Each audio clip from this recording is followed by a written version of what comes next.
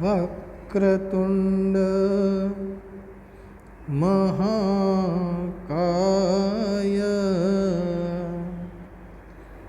સૂર્યકોટિ સમપ્રભ નિર્વિઘ્નં કુરુ મે દેવ સર્વકાર્યેષુ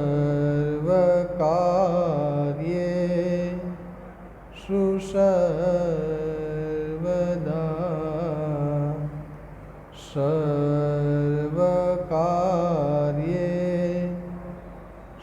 સર્વદા. Hello વિદ્યાર્થી મિત્રો, જય શ્રી કૃષ્ણ બધાને. વિષય સંસ્કૃત ધોરણ 9 કે જેમાં આપણે કાવ્ય 16 સરસ મજાનું આચાર્ય ચાણક્ય દ્વારા રચિત ગ્રંથ નીતિસાર નામના ગ્રંથમાંથી લેવામાં આવેલ 8 શ્લોકો સ્વરૂપેનું આ અજેય ભવિષ્યતિ જે કાવ્ય છે કે જેમાં આચાર્ય ચાણક્ય દ્વારા આપણને અલગ અલગ રાજનીતિના ઉપદેશની સાથે સાથે માનવ જીવનના દરેક ક્ષેત્રને આપણે આવરી લઈએ, પહોંચી વળીએ એવા ઉપદેશો આપણને આ ગ્રંથમાંથી પ્રાપ્ત થાય છે. અલગ અલગ પશુ પક્ષી પ્રાણીઓ પાસેથી આપણે કંઈક ને કંઈક શીખવા માટેની વાત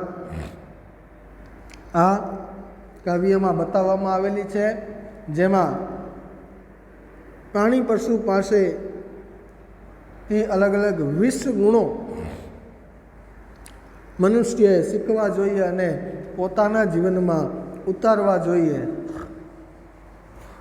એમ અહીં ચાણક્ય આપણને કહે છે કે સિંહ પાસેથી અને બગલા પાસેથી 1 ગુણ, કૂતરા પાસેથી 6, ગધેડા પાસેથી 3, કાગડા પાસેથી 5 અને કુકડા પાસેથી 4.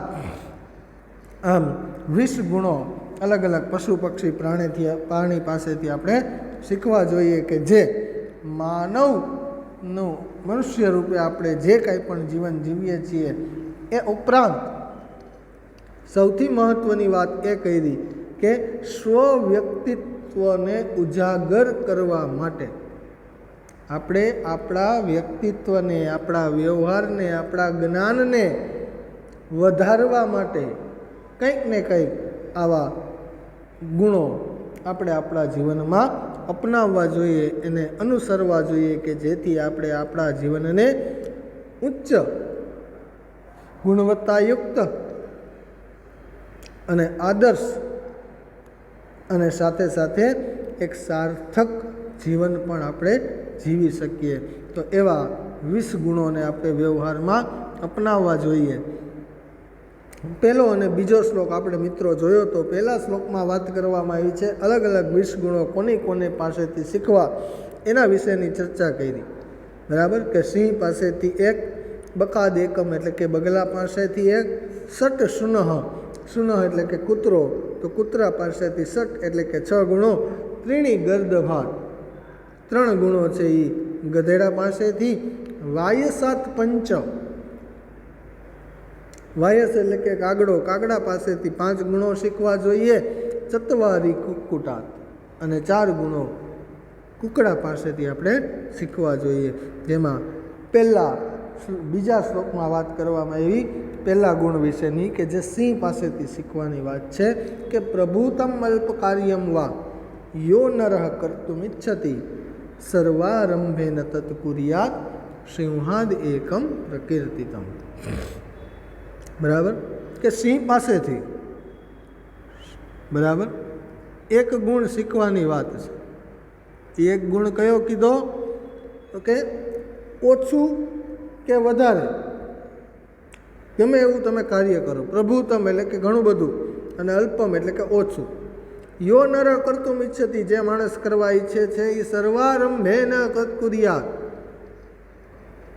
બધી જ પ્રકારે સર્વ પ્રકારના ઉદ્યમ વડે પૂરી મહેનતથી અતિશય ઉદ્યમથી આપણે કાર્ય કરવું જોઈએ. એવો ગુણ આપણને સિંહ પાસેથી શીખવાનો કીધો. બરાબર, કે તમે ગમે તે કાર્ય કરો પણ એમાં તમારી પૂર્ણ મહેનત હોવી જરૂરી છે. પૂર્ણ મહેનતથી આપણે કોઈ પણ કાર્યને સિદ્ધ કરી શકીએ છીએ. બરાબર, ઓછું કરો છો તો એમાં પણ પૂર્ણ મહેનત કરવી, થોડું વધારે કરો છો તો એમાં પણ પૂર્ણ મહેનત કરવી. બરાબર, આ પહેલાં ગુણની વાત કરી કે જે સિંહ પાસેથી એક ગુણ શીખવાની વાત કરી. પછી શ્લોક નંબર 3 જોઈએ મિત્રો, કે સર્વેન્દ્રિયાણી સંયમ્ય બકવત પતિતો જન કાલદેશોપપન્નાની સર્વકાર્યાણી સાધયેત. સર્વકાર્યાણી સાધયેત, બધા જ કાર્યો સિદ્ધ કરવા જોઈએ. સર્વકાર્યાણી, બધી જ પ્રકારના કાર્યો સાધયેત એટલે કે સિદ્ધ કરવા જોઈએ. કે જે કેવા હોય તો કે કાલ દેશોપપન્નાની, કાળ એટલે કે સમય અને દેશના સંદર્ભમાં ઉપપન્નાની એટલે કે પ્રાપ્ત થયેલા. બરાબર, કોઈ પણ સમયે અને કોઈ પણ સ્થળે જે તે સંદર્ભમાં તમે પ્રાપ્ત કાર્ય કરતા હોય એ સંદર્ભના કાર્યોને પ્રાપ્ત સિદ્ધ કરવા જ જોઈએ. એ જેમાં શું કીધું તો કે સર્વેન્દ્રિયાણી સંયમ્ય, સર્વાણી ઇન્દ્રિયાણી, બધી જ પ્રકારની જે આપણા શરીરમાં રહેલી ઇન્દ્રિયો છે, 5 કર્મેન્દ્રિય, 5 જ્ઞાનેન્દ્રિય, બરાબર, સ્પર્શેન્દ્રિય, આવી ઘણી બધી ઇન્દ્રિયો છે. બરાબર, પણ મુખ્ય જોવા જઈએ તો 11 કીધી કે 5 જ્ઞાન, 5 કર્મ અને 1 મન. બરાબર, તો 5 જ્ઞાનેન્દ્રિય, 5 કર્મેન્દ્રિય અને 1 કીધું મન, કે જે સૌથી મોટામાં મોટું આપણું દુશ્મન છે.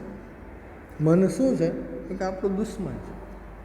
કારણ કે આપણે વિચારીએ કંઈક અલગ અને કાર્ય કંઈક અલગ કરીએ છીએ.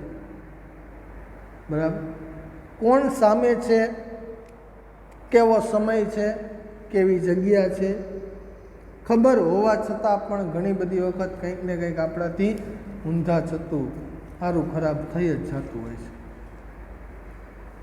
બરાબર, તો આવું આપણે જોતા હોઈએ છીએ, આવું ક્યારેક ને ક્યારેક આપણી સામે થતું હોય છે. તો એટલે કીધું કે સર્વેન્દ્રિયાણી સંયમ્ય, બધી જ પ્રકારની ઇન્દ્રિયોને સંયમમાં રાખીને, બરાબર, સર્વેન્દ્રિયાણી સંયમમાં, બધી જ પ્રકારની ઇન્દ્રિયોને કાબૂમાં રાખીને, બકવત પતિતો જન, બગલાની જેમ પડેલા, બગલો છે ને એ પાણીમાં એટલે કે સરોવરમાં કે એમાં જ્યારે ઊભો હોય ને ત્યારે એ એક પગે તપ કરતો એવું આપણે જોયું છે. બરાબર, એક પગે ઊભો હોય આવું આપણે જોયું છે. તો એક પગે ઊભો હોય ને તો એ પાણીમાં એટલા સંયમથી ઊભો હોય, બધી ઇન્દ્રિયોને કાબૂમાં રાખીને એવો ઊભો હોય કે કોઈ પણ માછલી જો ત્યાં ડબકું દેવા આવે એટલે સીધું એને ઉપાડી લે. બરાબર, તો બધી ઇન્દ્રિયોને સંયમિત કરીને બગલાની જેમ પડેલો માણસ છે એને કાળ એટલે કે સમય અને દેશના સંદર્ભમાં પ્રાપ્ત થયેલા બધા જ કાર્યોને સિદ્ધ કરવા જોઈએ. બરાબર, કઈ રીતે કીધું કે મનુષ્યએ બગલાના એક ગુણને અપનાવવો જોઈએ. બગલો પોતાના બધા જ અંગોને સંયમિત કરી એકાગ્ર થઈને માછલા પકડતો હોય છે અને પોતાનું પેટ ભરે છે. પાણીમાં એવી રીતે ઊભો હોય આપણને એમ લાગે કે સ્થિર ઊભો છે, એ સ્થિર જ હોય, પણ એનું ધ્યાન, એની બધી ઇન્દ્રિયો એવા કાર્યમાં લાગેલી હોય છે કે એ પોતાનું પેટ ભરવા માટે કાર્ય કરતો હોય છે. બરાબર, એમ સમજદાર માણસે પણ પોતાની સર્વ પ્રકારની ઇન્દ્રિયોને પૂર્ણપણે નિયંત્રિત કરીને સમય અને દેશના સંદર્ભમાં મળેલા બધા કાર્યોને પાર પાડવા જોઈએ. જે કાંઈ પણ આપણને સમય મળે છે અને જે કાંઈ પણ સ્થળ હોય ત્યાં સમજી વિચારીને કાર્યમાં આગળ વધવું એમ. બરાબર. મનુષ્યએ પોતાના જીવનની યાત્રા દરમિયાન સફળ થવા માટે એકાગ્રતાનો ગુણ શીખવો જોઈએ. એ બગલા પાસેથી આપણે શીખીએ. એટલી બધી એકાગ્રતા એનામાં હોય કે જે માછલી એની નજર સમક્ષ આવીને એ ગઈ. બરાબર. તો એ એકાગ્રતા એનામાં એટલી બધી છે, બધી ઇન્દ્રિયોને એને પોતાની કાબૂમાં કરી લીધી. બરાબર. તો બગલા પાસેથી સર્વ ઇન્દ્રિયોને નિયંત્રિત કરીને એકાગ્ર ચિત્તે પોતાનું કામ કરતાં શીખવાનું છે. કોઈ પણ કાર્ય આપણે કરતા હોય ને, આપણે એમાં બે ધ્યાન થતા હોય ઘણી બધી વખત. બરાબર. એકાગ્ર ચિત્તે જો કોઈ પણ એક કાર્યમાં આગળ વધીને તો એ કાર્ય પછી સફળ જ હોય એમ. પણ કામ આપણે બીજું કરતા હોય, જેમ ભણવા સમયે કેમ આપણે ભણતા હોઈએ. બરાબર. શરીરથી આપણે ક્લાસરૂમમાં બેઠા જ છીએ, જે સાહેબ કે મેડમ ભણાવે છે એમાં આપણું ધ્યાન છે જ, પણ શરીરથી આપણું મન બીજે ભમતું હોય. બરાબર. કે મારે આ વસ્તુ લેવાની છે તો હું મમ્મીને સાંજે બહાર લઈ જઈશ, સાંજે લઈ જઈશ બજારમાં અને મમ્મીને કહીશ કે મને આ વસ્તુ લઈ દે. મન ત્યાં ભમતું હોય. બરાબર. કે મારે આ વસ્તુ ખાવી છે કે આ વસ્તુ આજે આપણે પંજાબી ખાવા ચાહું, ઘરે જઈને મમ્મીને કહીશ. બરાબર. તો મન આપણું એમાં બીજા વિચારમાં હોય, પણ શરીરથી આપણે જે તે સ્થળ ઉપર હોઈએ. બરાબર. જે તે સમયે હોઈએ. પણ આ એકાગ્રતાનો ગુણ છે એ આપણે અહીંયા બગલા પાસેથી શીખવાની વાત કરે છે. એટલે કે સર્વેન્દ્રિયાની સંયમમાં, બધી જ પ્રકારની ઇન્દ્રિયોને સંયમમાં રાખીને બગલાની જેમ પડતો રહેલો માણસ છે એ સમય અને સ્થળને જોઈને એને કાર્યમાં આગળ વધવું જોઈએ અને બધા જ પોતાના કાર્યો છે એને સિદ્ધ કરવા જોઈએ. એવી વાત આપણને આ શ્લોક દ્વારા અહીંયા બતાવવામાં આવી. બરાબર. એના પછી શ્લોક નંબર 4 કીધું કે પ્રાપ્તાસી સ્વલ્પ સંતુષ્ટ સુનિન્દ્ર શીઘ્ર ચેતન પ્રભુ ભક્ત સુરશ્ચ જ્ઞાતવ્યા સ્વગુણા સત. બરાબર. શું કીધું જો કે પ્રાપ્તાસી સ્વલ્પ સંતુષ્ટ સુનિન્દ્ર શીઘ્ર ચેતન પ્રભુ ભક્તશ્ચ સુરશ્ચ. બરાબર. આ 6 ગુણ કીધા કે પ્રાપ્તાસી 1, સ્વલ્પ સંતુષ્ટ 2, શીઘ્ર ચેતન 3, સુનિન્દ્ર 4, પ્રભુ ભક્ત 5 અને સુર 6. તો આ 6 જે ગુણો કીધા એ 6 ગુણો કૂતરા પાસેથી શીખવાની વાત છે. બરાબર. જ્ઞાતવ્યા સ્વગુણા હિ સટ.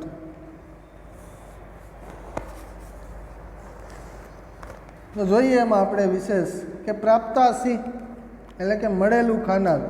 આસી એટલે કે ભોજન. પ્રાપ્ત આસી. પ્રાપ્ત એટલે કે મળે એટલું, આસી એટલે કે ભોજન, જેટલું મળે એટલું જ ખાવું. બરાબર. એટલે કે સંતોષ એમ, જે મળે એમાં જ મોજ કરવી. સ્વલ્પ સંતુષ્ટ, થોડું આપો ને તોય એ મોજમાં આવી જાય, સંતોષ થઈ જાય એને. બરાબર. થોડાકમાંય સંતોષ વધારે થાય એવું એમ. પછી કીધું સુનિંદ્ર, સારી રીતે નિંદ્રા. બરાબર. થોડુંક હુવે ને પણ એને ઘણું બધું ઊંઘી લીધું એવું કહેવાય. બરાબર. પૂર્ણ નિંદ્રા કહેવાય એને એમ. સારી રીતે પૂર્ણ રીતે નિંદ્રા કરી લે એમ. ભલે ઓછું હુવે, રાતે જો કૂતરા જાગતા જ હોય. બરાબર. અને દિવસમાં સૂતા હોય ને તો એ 10 મિનિટ હુવે ને તો એને ઘણું બધું થઈ જાય. એને ઘણું થઈ ગયું કહેવાય નિંદર. બરાબર. તો સ્વલ્પ સંતુષ્ટ એટલે કે થોડામાં જ સંતોષ પામનાર પુત્રો છે ને, એને થોડુંક આપો તો એ સંતોષ થઈ જાય, સારી રીતે ઊંઘી લે, ઓછું હુવે પણ એની નિંદ્રા હારામ હારી, આપણને એમ લાગે કે બેઠું છે, બરાબર, પણ એ સૂતું હોય. બરાબર. આપણે નિંદ્રા એવી જ રાખવી જોઈએ.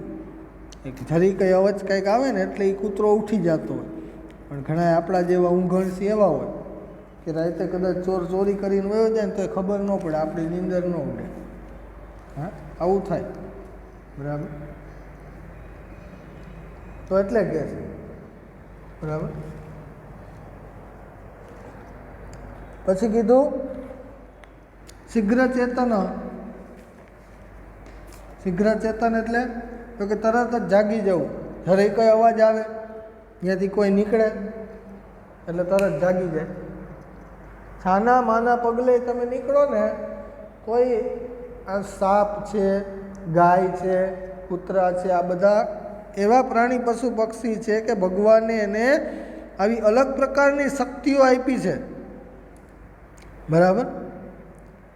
કંઈક થવાનું હોય ને, ગમે એ અઘટિત ઘટના બનવાની હોય ને, એ ગાય, કૂતરા કે આવા સાપ વગેરેને પહેલાં ખબર પડી જાય, આપણને પછી ખબર પડે. બરાબર. થાય ને ત્યારે આપણને તો ખબર પડે. ગાય, કૂતરા વગેરેને પહેલાં ખબર પડી જાય.